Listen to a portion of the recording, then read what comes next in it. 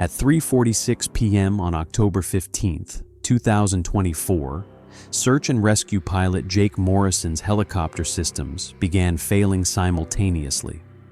GPS flickering wildly, radio degrading to static, digital compass spinning without direction. But Morrison wasn't thinking about his malfunctioning instruments. He was thinking about what was looking up at him from 600 feet below. "Base, this is Rescue 7. Morrison's voice cut through the crackling transmission, his 12 years of professional calm shattered. "I need you to listen very carefully. I'm looking at something that shouldn't exist. The size of this thing, it's taller than a basketball hoop, wider than a pickup truck." His breathing became labored over the radio. "And it's hunting.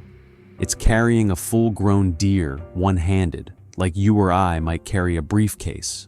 No effort, no strain." Morrison had seen every predator in the Cascade range from his Bell 206. Bears, elk, cougars, wolves. Nothing had prepared him for the massive bipedal creature striding across the rocky terrain near Phantom Lake, treating a 200-pound animal like it weighed nothing at all. The transmission began normally enough. Morrison was conducting a routine wildlife survey mission, flying at 1,200 feet over some of the most remote wilderness in the Pacific Northwest. The weather was perfect. Clear skies, excellent visibility, light winds from the northwest. I was tracking a small herd of elk when I spotted movement in the clearing below. Morrison's voice echoed through the radio. At first, I thought it might be another elk, maybe separated from the group. He banked the helicopter for a closer look, dropping to 800 feet. That's when he saw it clearly for the first time. "Base, I'm looking at something that shouldn't exist. It's walking on two legs, covered in dark brown hair, and it's carrying what appears to be a deer. A full-size deer." The creature moved with purpose across the alpine clearing, navigating fallen logs and rocky outcrops without breaking stride. Morrison followed from above, his hands trembling as he reached for the camera controls. "The size of this thing is beyond anything I've ever seen. I'm using the deer as reference, and this creature has to be at least 12 feet tall, maybe more." Morrison's breathing became labored over the radio. He'd served 2 tours in Afghanistan before becoming a search and rescue pilot. He wasn't easily shaken, but something about the creature's casual dominance over the landscape filled him with primal dread. "It knows I'm here," Morrison reported. "It looked up at me twice, but it doesn't seem concerned. It's just continuing whatever it was doing."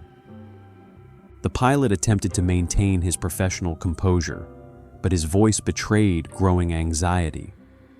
He'd been trained to observe and report wildlife encounters objectively. This defied every category he knew. "The deer appears to be alive but injured. The creature is carrying it one-handed, like you or I might carry a briefcase. The strength required for that kind of casual transport it's impossible." Morrison tried to get closer, descending to 600 feet. The helicopter's downdraft should have sent any normal animal fleeing. Instead, the creature simply glanced up again and continued walking. "Base, I need to stress something. This isn't a bear walking upright. Bears don't move like this. They don't carry prey like this. This is something else entirely." The radio fell silent for nearly 30 seconds. When Morrison spoke again, his voice was barely above a whisper. "It just disappeared into the tree line. Dense forest, probably old growth. I'm circling the area, but the canopy is too thick to see through." Morrison's hands were shaking so badly he could barely maintain stable flight. In 12 years of search and rescue operations, he'd pulled bodies from avalanches, located crashed aircraft, and coordinated rescues in conditions that would ground most pilots.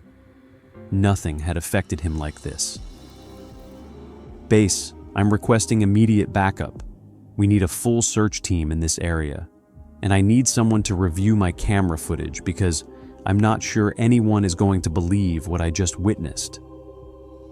The transmission ended abruptly. When base control tried to re-establish contact, they found only static. Morrison would later describe the encounter as the most terrifying experience of his military and civilian career combined.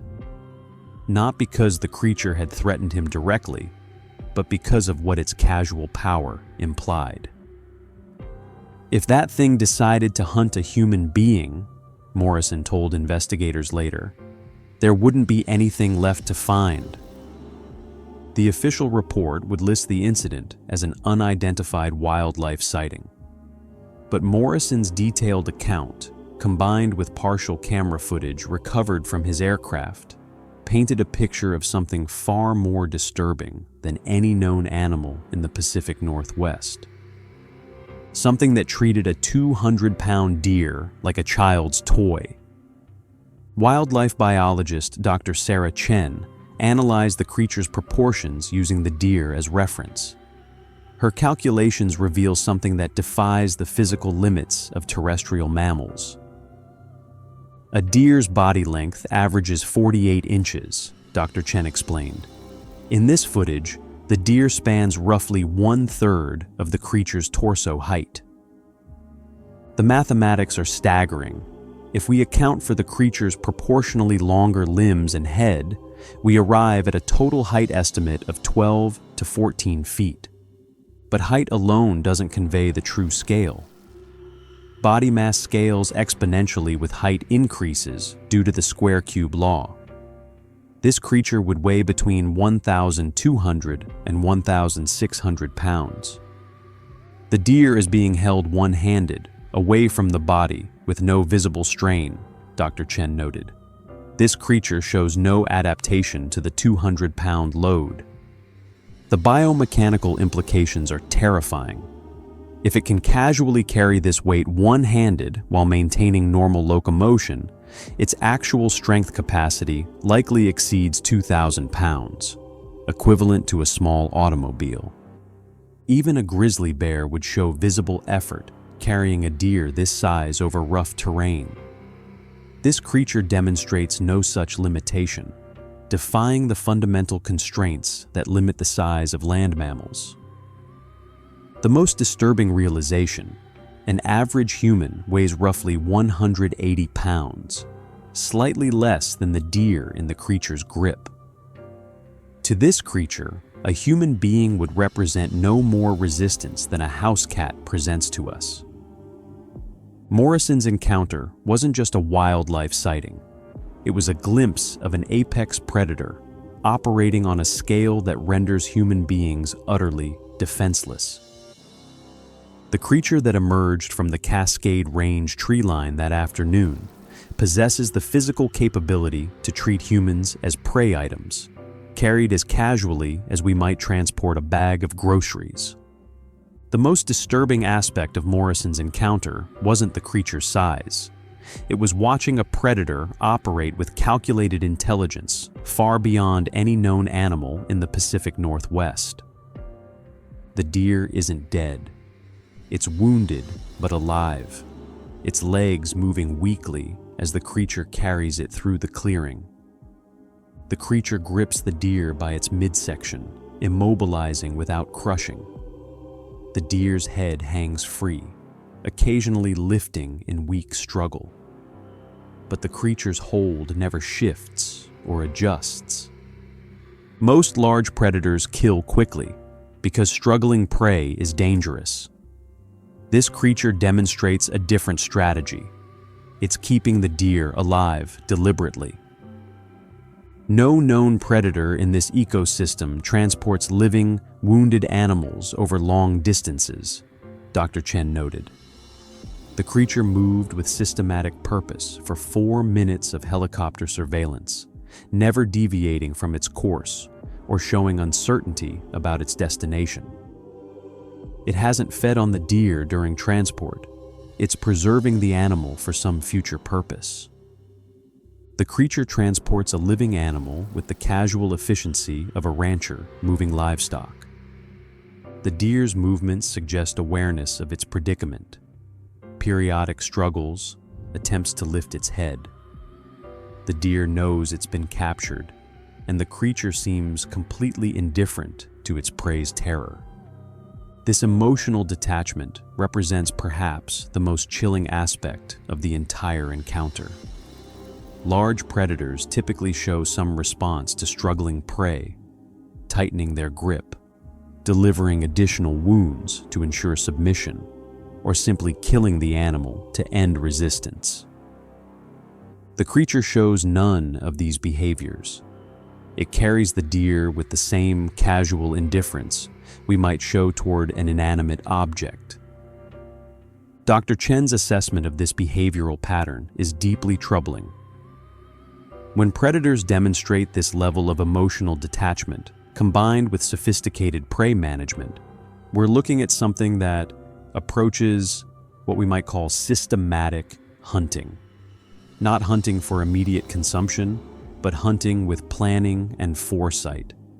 The creature's apparent destination adds another disturbing element to the analysis.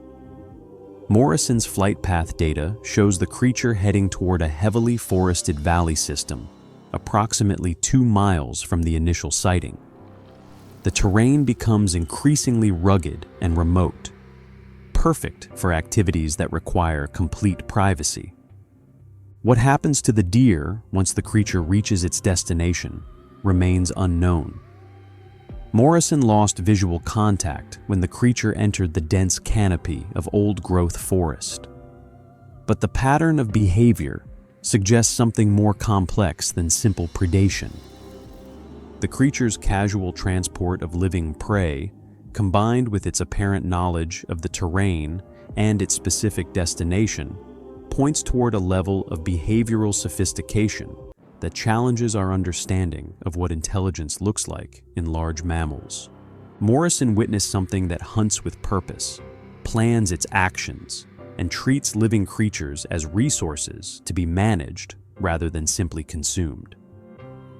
The creature's hunting methodology reveals layers of sophistication that go far beyond typical predatory behavior. Dr. Chen's analysis of the deer's condition suggests the creature employed what she terms precision incapacitation, delivering exactly the right amount of force to disable without killing. The deer shows bilateral muscle damage consistent with powerful compression injuries, Dr. Chen explained. But the damage is localized to specific muscle groups that control locomotion. The creature knew exactly where to apply pressure to prevent escape without causing fatal internal injuries. This level of anatomical knowledge implies either extensive experience hunting this specific prey species or an understanding of mammalian physiology that approaches medical precision. The creature didn't simply overpower the deer, it surgically disabled its ability to flee.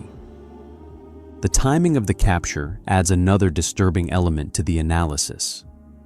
Based on the deer's condition and the creature's travel speed, Dr. Chen estimates the initial attack occurred approximately 6 miles from Morrison's encounter location. The creature had been transporting the deer for roughly 2 hours before the helicopter appeared. 2 hours of transport suggests the creature was traveling toward a specific destination, Dr. Chen noted. This wasn't opportunistic hunting. This was planned prey acquisition with a predetermined endpoint. The creature's route, reconstructed from Morrison's flight path, data, and terrain analysis, followed natural corridors through the forest, game trails, stream beds, and ridge lines that provided the most efficient travel while remaining concealed from aerial observation. The creature demonstrated intimate knowledge of the landscape, and an understanding of sight lines that would prevent detection from above. But perhaps most disturbing is what the creature's behavior suggests about its hunting frequency. The casual efficiency with which it transported the deer implies this wasn't an unusual event. The creature moved with the practiced confidence of something that had performed this exact sequence of actions many times before. When predators develop this level of systematic behavior, it usually indicates regular hunting patterns, Dr. Chen observed. The creature's efficiency suggests it transports living prey on a routine basis. The implications are staggering. If this creature regularly captures and transports living animals to unknown destinations, what happens to those animals? Morrison lost visual contact when the creature entered the dense forest canopy, but the pattern of behavior suggests activities that require complete privacy and extended time. Dr. Chen's analysis of similar predatory patterns in known species provides disturbing parallels. Some predators cache prey for future consumption, but that typically involves killing and concealing carcasses. Others transport living prey to feeding sites, but only over short distances. This creature combines both behaviors while adding elements we don't see in any known predator. The creature's apparent indifference to the deer's suffering suggests emotional detachment that goes beyond typical predatory behavior. Most apex predators show some responsiveness to struggling prey, adjusting their grip, delivering additional wounds to ensure submission, or simply killing the animal to end resistance. The creature demonstrates none of these behaviors. It carries the deer with the mechanical efficiency of a machine, completely unaffected by its prey's terror or pain. This level of emotional detachment, combined with the systematic nature of its hunting behavior, points towards something that views other living creatures as objects rather than sentient beings. The creature's destination remains unknown, but its behavior suggests activities that extend far beyond simple predation. Morrison witnessed the transportation phase of a process that begins with precision capture and ends with purposes we can't begin to understand.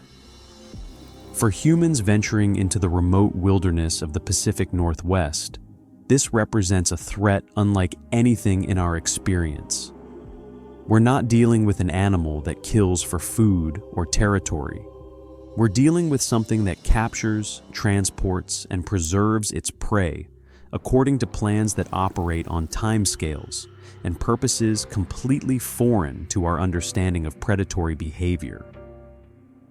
The creature that Morrison encountered doesn't just hunt, it harvests. And the systematic efficiency with which it operates suggests it's been harvesting for a very long time. The most compelling aspect of Morrison's encounter isn't just his testimony. It's the wealth of technical data that corroborates every detail of his impossible story. Morrison's Bell 206 was equipped with standard instrumentation, automatically logging every second to base control. At 3:43 p.m., his flight pattern changed dramatically. Sharp banking turn, reduced airspeed, controlled descent. GPS shows him circling a 400-meter area for 4 minutes, dropping to 600 feet above ground level. His flight pattern was completely normal until 3:43, base operator Linda Martinez recalled.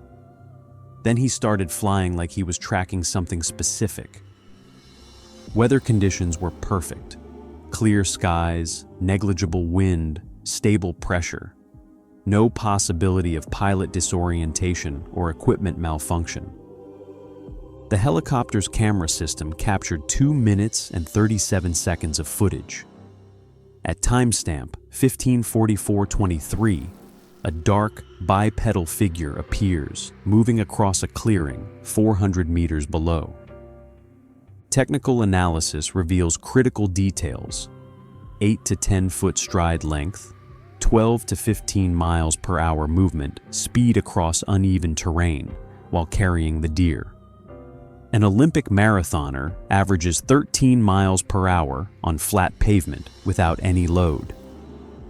At 3:46 p.m., Morrison's helicopter experienced multiple simultaneous sensor anomalies: compass fluctuating wildly, GPS degrading, radio deteriorating to static. These malfunctions occurred precisely when Morrison reported the creature looking up at his aircraft.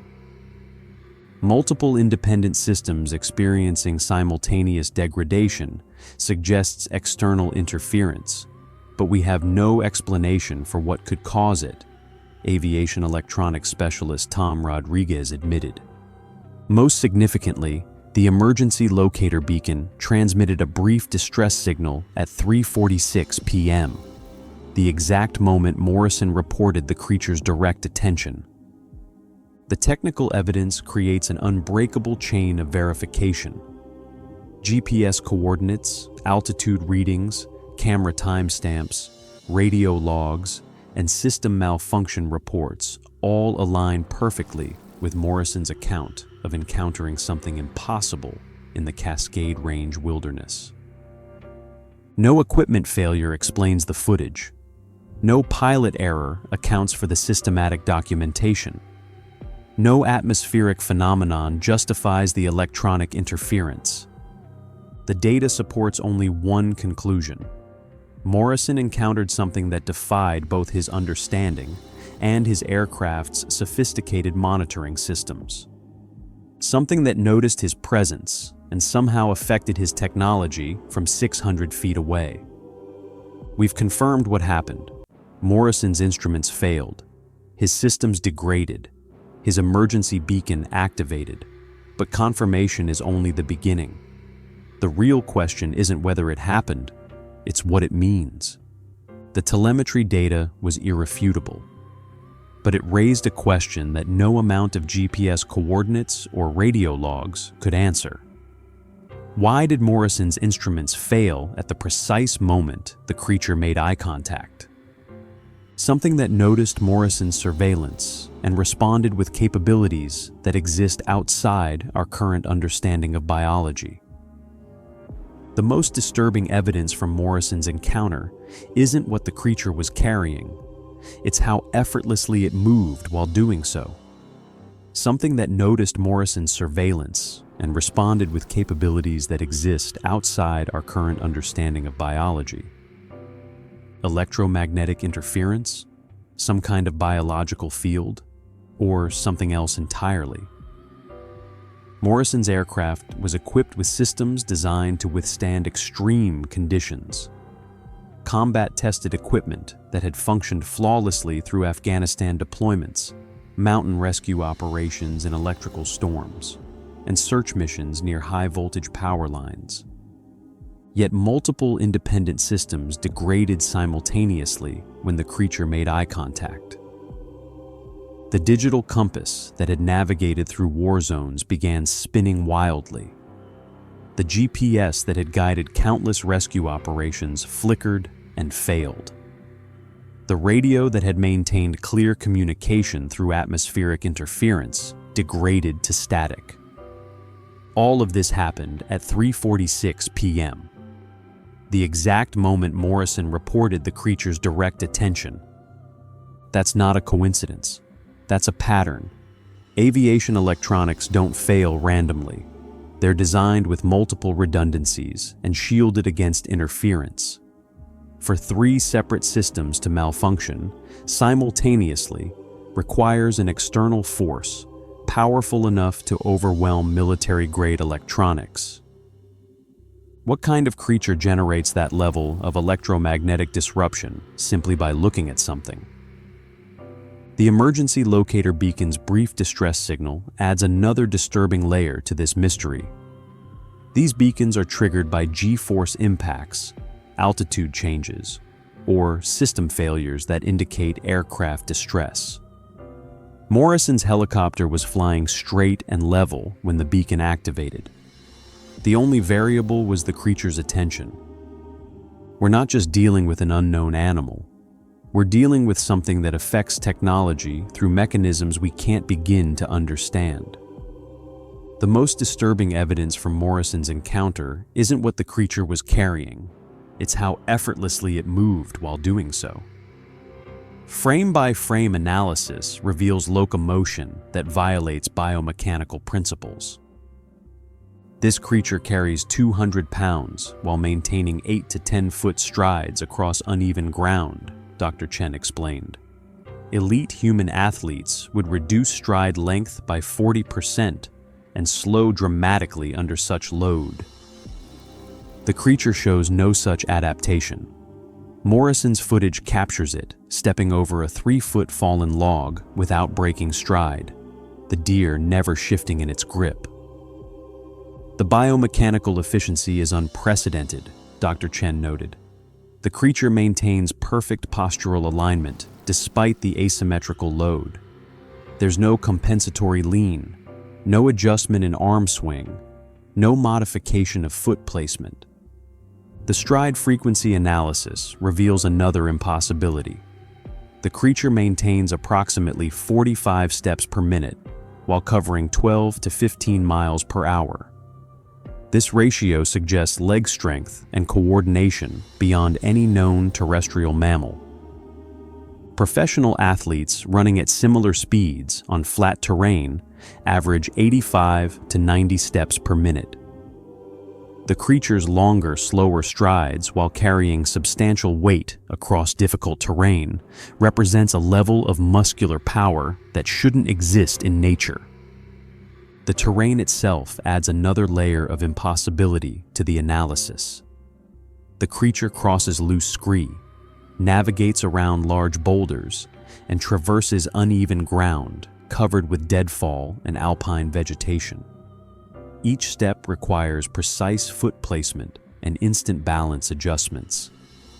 Human hikers crossing similar terrain without any load typically reduce their speed by 60 to 70% and require frequent stops to assess footing. Mountain rescue specialists carrying equipment loads of 80 to 100 pounds move at roughly 25% of their normal hiking speed across comparable ground. The creature maintains consistent speed throughout the entire encounter, never pausing, never adjusting, never showing any sign that the terrain presents challenges. Dr. Chen's analysis of the creature's foot placement reveals perhaps the most unsettling detail. The creature appears to be selecting optimal footing instinctively, placing each step on the most stable ground available without any visible assessment or hesitation. This suggests either supernatural awareness of terrain conditions or experience navigating this specific landscape that spans years or decades. The creature moves through the wilderness like it owns it. The asymmetrical load presented by the deer should create additional biomechanical challenges. Carrying weight away from the body's center line requires constant muscular compensation to prevent rotation and maintain balance. Physical therapists use asymmetrical loading as a training technique precisely because it's so demanding. The creature shows no signs of this compensation. Its torso remains perfectly aligned, its opposite arm swings naturally, and its gait pattern never varies despite carrying the deer one-handed throughout the entire encounter. What we're witnessing violates the square-cube law that governs all biological movement, Dr. Chen explained. As creatures increase in size, their strength increases by the square of their scaling factor, but their weight increases by the cube. This creates natural limits on how large land animals can become while maintaining agility. The creature in Morrison's footage appears to operate outside these constraints entirely. The most chilling aspect of the gait analysis comes from comparing the creature's movement to its apparent emotional state. Large animals under stress, whether from injury, territorial disputes, or predator encounters, show visible changes in their locomotion patterns. stress affects coordination, balance, and stride efficiency. The creature demonstrates no such indicators. It moves with the relaxed confidence of an animal in complete control of its environment. Morrison's presence in the helicopter, the noise of the rotors, the obvious attention from above, none of these factors appear to influence the creature's behavior or movement patterns in any way. This isn't just physical dominance. This is psychological superiority over its entire environment, including potential threats from the air. The most haunting detail in Morrison's footage isn't the creature's impossible size or strength. It's the condition of the deer it carries so casually through the wilderness. The deer shows consciousness, periodic leg movements, occasional head lifts that exhaust its remaining strength. The damage patterns don't match any known predator attack, Dr. Chen explained. No claw marks, bite wounds, or blood trails. Instead, massive bruising consistent with blunt force trauma. The creature disabled its prey through powerful impacts designed to immobilize without killing. A level of calculated violence that goes beyond typical predatory behavior. The precision required for this kind of controlled violence is deeply unsettling. Most predators kill efficiently because wounded prey is dangerous prey. An injured deer can deliver kicks powerful enough to break bones. A struggling animal attracts other predators and wastes energy. But the creature demonstrates something far more sophisticated than efficient killing. It has calculated exactly how much damage to inflict to ensure compliance without causing death. The deer's breathing pattern, visible as subtle movement in its chest cavity, appears rapid and shallow, consistent with severe pain and stress. Yet the creature's grip never adjusts to accommodate the animal's discomfort. There's no gentling of the hold, no repositioning to reduce pressure on injured areas. This indifference to its prey's suffering suggests a level of emotional detachment that goes beyond typical predatory behavior. Even apex predators like lions or wolves show some responsiveness to struggling prey, adjusting their grip or delivering additional wounds to ensure quick death. The creature treats the deer's pain as irrelevant. Perhaps most disturbing is what the deer's condition suggests about the creature's intentions. The animal has been kept alive deliberately, transported carefully to prevent further injury that might cause death, but without any consideration for its comfort or welfare. This isn't food preservation in any sense we understand. Fresh meat doesn't require the animal to remain living during transport. In fact, living prey presents significant disadvantages.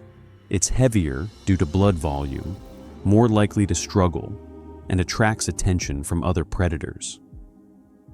The creature's decision to maintain the deer's life suggests purposes beyond simple consumption. Dr. Chen's analysis becomes even more troubling when she examines the timeline of the deer's capture. Based on the animal's visible condition and behavior patterns, she estimates it was injured and captured several hours before Morrison's encounter. The deer shows signs of resignation that develop over time, she observed. Fresh captures typically exhibit more violent struggling. This animal has moved past the initial panic phase into what we might call learned helplessness. The implications are chilling. The creature didn't just happen upon Morrison's patrol route while hunting. It had been carrying this deer for hours, traveling through miles of wilderness toward some predetermined destination. The deer's gradual weakening during transport adds another layer of horror to the encounter. Each hour of being carried increases the animal's suffering while slowly draining its strength. The creature appears to understand this process and factor it into its planning. This isn't random predation. This is systematic prey management by something that understands the physiology of fear, pain, and gradual deterioration. Morrison witnessed something that treats living creatures as resources to be harvested, transported, and utilized according to plans we cannot comprehend. The deer's condition represents our first glimpse into those plans. Morrison's helicopter touched down at Snoqualmie Pass Search and Rescue Base at 4:23 p.m., exactly 36 minutes after his final radio transmission. Ground crew immediately noticed his condition, hands shaking, face pale, eyes wide with what one mechanic described as shell shock. Within hours, Morrison filed a detailed incident report with his supervisor, Captain Rebecca Torres. The report included GPS coordinates, flight telemetry data, camera footage timestamps, and a minute-by-minute account of the encounter. Torres had worked with Morrison for 8 years. She'd never seen him rattled by anything. "Jake was the most reliable pilot we had," Torres recalled.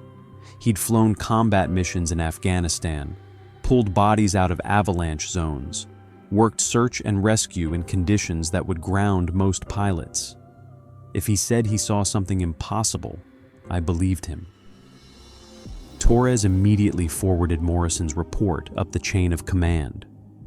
Within 24 hours, representatives from the U.S. Forest Service, Washington State Fish and Wildlife, and an unidentified federal agency arrived at the base. The official response was swift and comprehensive. A search team was dispatched to the GPS coordinates Morrison provided, equipped with thermal imaging equipment, tracking dogs, and ground-penetrating radar.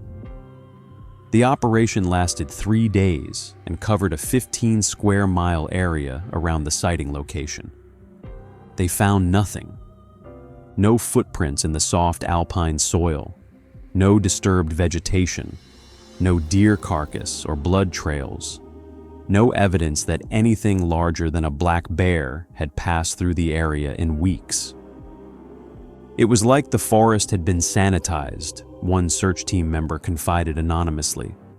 "We found elk tracks, bear scat, normal wildlife sign, but nothing matching what Morrison described." The helicopter's camera footage presented additional problems. The digital files showed clear images of forest canopy, rocky terrain, and the small clearing where Morrison reported the encounter. But the crucial 37 seconds showing the creature had been corrupted during transmission to base control. "Technical malfunction," the official report stated. "Data corruption due to electromagnetic interference during low-altitude operations." Morrison's GPS data remained intact, confirming his flight path and altitude readings. His radio transmissions were clearly recorded, but the visual evidence, the one piece of proof that could corroborate his impossible story, had vanished into digital static. The pressure on Morrison to modify his account began within a week. Captain Torres was reassigned to a desk position in Olympia. Morrison found himself scheduled for mandatory psychological evaluation and was temporarily grounded pending fitness for duty assessment. "They wanted me to say I was mistaken," Morrison revealed months later. "Stress reaction, altitude sickness, equipment malfunction, anything but what I actually witnessed." The psychological evaluation lasted 6 weeks. Morrison underwent extensive interviews, cognitive testing, and medical examinations. The final report concluded that he was mentally fit for duty, but recommended additional training in wildlife identification to prevent future misidentification incidents. Morrison returned to active flight status with a formal reprimand in his personnel file for filing an inaccurate incident report. The reprimand would effectively end any chance of promotion or transfer to more prestigious positions within the search and rescue service. Dr. Chen's analysis of the corrupted footage raised additional questions about the official response. Digital corruption doesn't typically affect such specific segments of a recording, she noted. The fact that only the crucial 37 seconds were damaged while the rest of the footage remained pristine suggests selective data manipulation. Morrison's experience fits a disturbing pattern of similar encounters being systematically discredited or buried.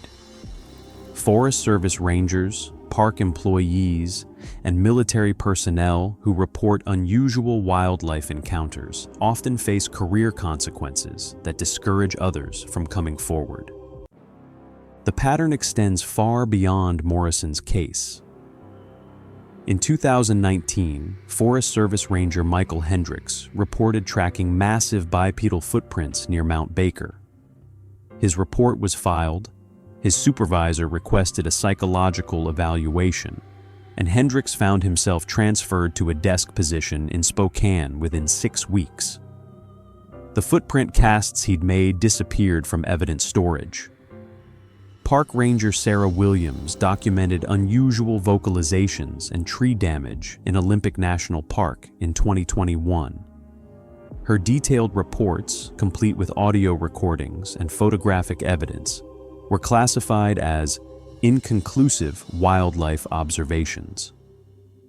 Williams was reassigned to visitor services, and her access to remote patrol areas was restricted.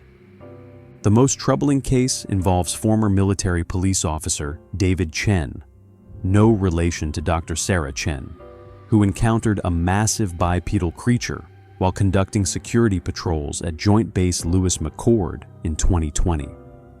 Chen's report triggered a classified investigation that lasted 8 months. Chen was eventually discharged for failure to maintain operational security standards, a charge he contests to this day. The pattern is consistent, explained Dr. Robert Martinez, a former federal employee who now researches institutional suppression of anomalous reports. Credible witnesses with professional training make detailed reports of encounters that don't fit accepted wildlife categories.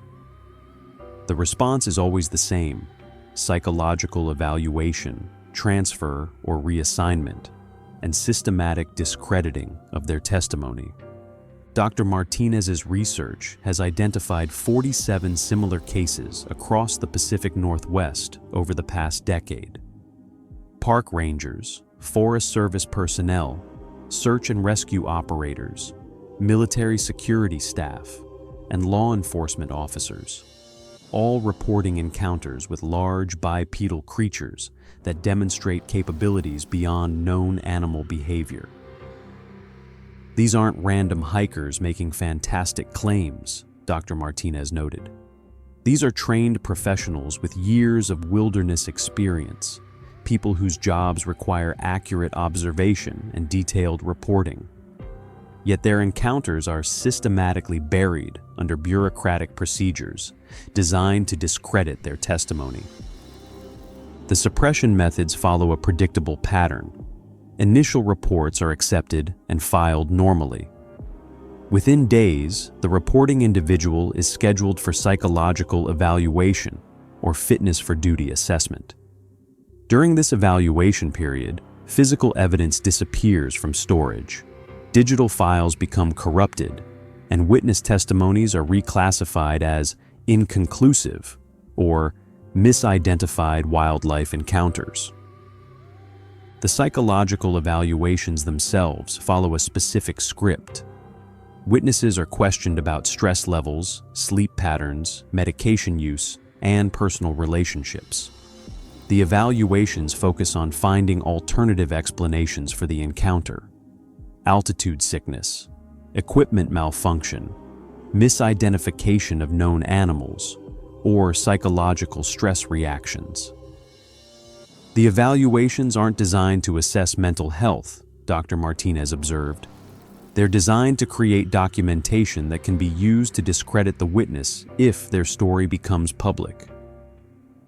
Morrison's case includes additional elements that suggest coordinated suppression at multiple levels.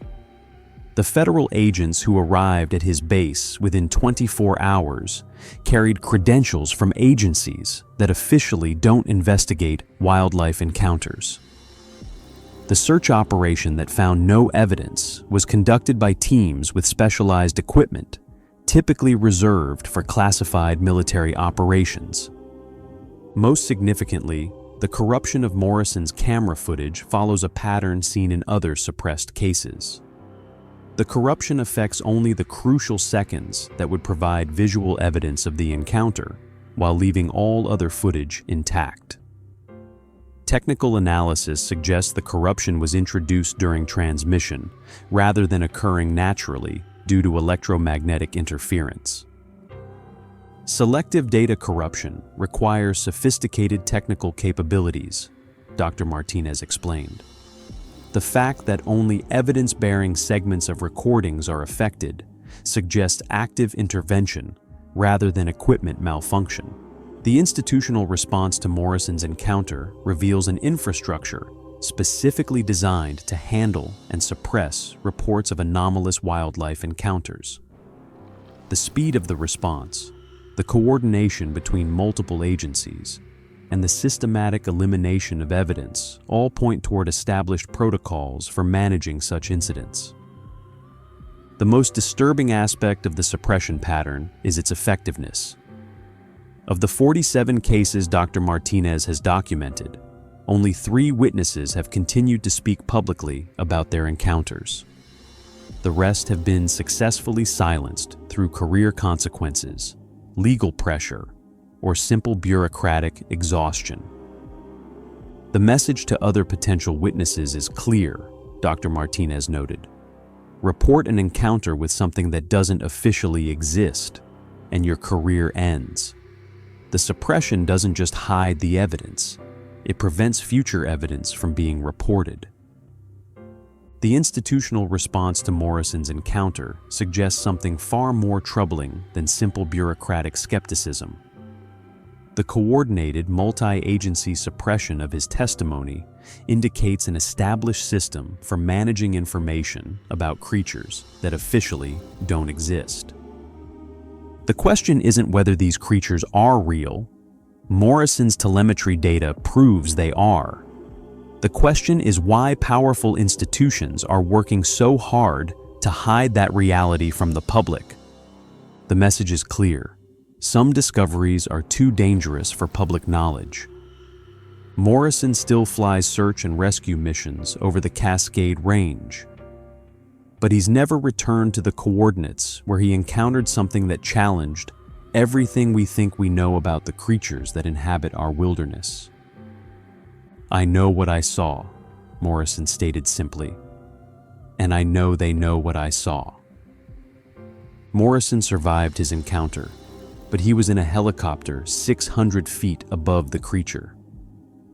What about hikers, campers, and wilderness explorers who venture into the Cascade Range on foot? If this creature exists, and Morrison's telemetry proves it does, then every person entering that wilderness needs to understand the threat they're facing. This isn't about fear, it's about preparation, awareness, understanding that the wilderness contains predators we've never cataloged, never studied, and don't fully understand. But here's what troubles me more than the creature itself: the systematic suppression of this evidence. Morrison's footage corrupted, his career derailed. The search teams found nothing. The official report buried the encounter under bureaucratic language designed to make you forget it ever happened. This is the pattern. Every credible sighting, every trained observer, every piece of evidence, systematized denial. They don't want you prepared. They don't want you aware, because awareness creates questions they can't answer. But Morrison's telemetry survived. His testimony survived. And now you know what the official channels don't want you to know. The wilderness is more dangerous than they're willing to admit, and the cover-up proves they know it. Subscribe to Bigfoot ED, because we investigate what they're hiding. And comment below with your story. Have you experienced something unexplainable in the wilderness? Seen something that defied explanation during a camping trip or hiking expedition? The more accounts we gather, the closer we get to understanding what's really out there. Your story could be the key to uncovering the truth they're working so hard to suppress.